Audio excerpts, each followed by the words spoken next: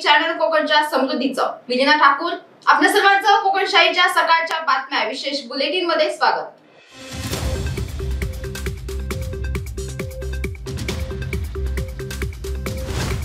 मळगाव स्थित Sawantwadi road railway स्थानकावर सावंतवाडी टर्मिनसला खऱ्या अर्थाने मूर्तरूप प्राप्त व्हावे आणि प्रवाशांची गैरसोय टाळली जावी यासाठी उपाययोजनांसंदर्भात नियोजन करण्यासाठी येत्या रविवारी 26 नोव्हेंबर रोजी सकाळी 11 वाजता श्रीराम वाचन मंदिरमध्ये प्रवासी, नागरिक व व्यापाऱ्यांच्या उपस्थितीत चर्चा करून पुढील भूमिका ठरवण्यात येणार आहे।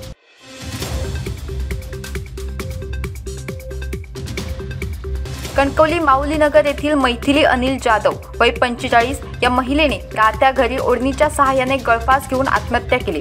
ही घटना शुक्रवारी सायंकाळी 5:30 वाजण्याच्या सुमारास उघडकीस आली।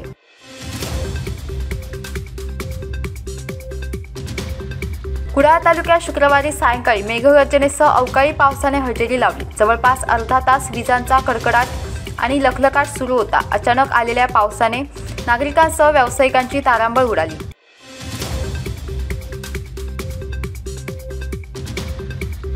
गोवा बनावटीच्या दारूची बेकायदा वाहतूक करणाऱ्या बलेनो कारवर उत्पादक शुल्क विभागाच्या इन्सुली पथकाने मळेवाड येथे कारवाई केली। या कारवाईत 2,24,000 रुपयांची दारू व 8 लाख किमतीची बलेनो कार असा एकूण 10,24,000 किमतीचा मुद्देमाल ताब्यात घेतलाय। तर बेकायदा दारू वाहतूक केल्याप्रकरणी प्रदीप विश्वनाथ निगरे याला ताब्यात घेतले।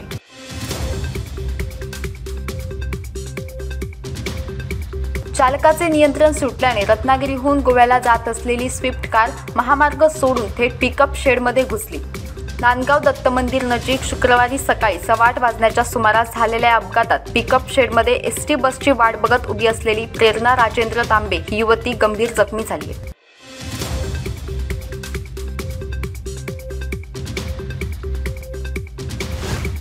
याबरोबरच कोकणशाहीच्या सकाळच्या बातम्यांमध्ये इथेच थांबतोय। पण तुम्ही मात्र दिवसभराचे अपडेट्स आणि ताज्या घडामोडी जाणून घेण्यासाठी कोकणशाहीचं YouTube चॅनल सबस्क्राइब करा, फेसबुक पेज लाईक करा आणि Instagram पेजला फॉलो करायला विसरू नका।